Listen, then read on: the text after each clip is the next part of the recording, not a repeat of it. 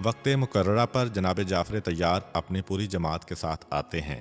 جیسے ہی دربار میں داخل ہوئے سینہ تان کے چلے۔ بادشاہ کو سلام تو کیا مگر وہ بھی اسلامی سلام نہیں بلکہ عربوں کا جو ایک سلام تھا، لیکن سجدہ نہیں کیا۔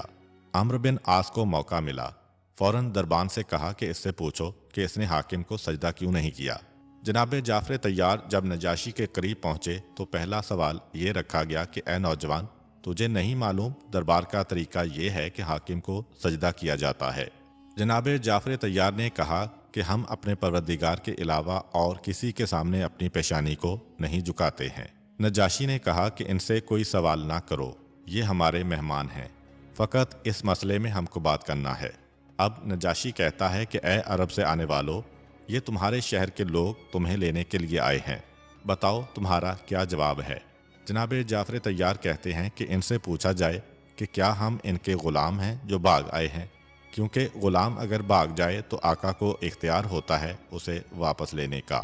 شاید یہ بھی ایک مصلحت تھی کہ پیغمبر اسلام صلی اللہ علیہ وآلہ وسلم نے اس گروہ میں کسی غلام کو نہیں بھیجا تھا کہ کہیں ایک غلام کی وجہ سے پورے گروہ کو واپس نہ آنا پڑے اور حبشہ کو جو مرکز بنانا ہے اسلام کا وہ مقصد ختم نہ ہو جائے۔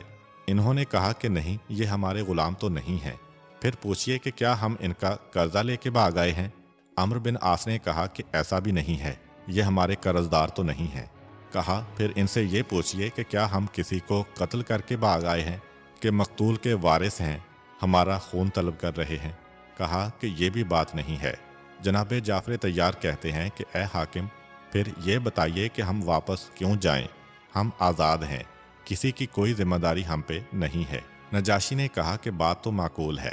عمرو بن عاص سے پوچھا کہ بتاؤ ان لوگوں کو آخر تم کس وجہ سے لے کے جانا چاہتے ہو؟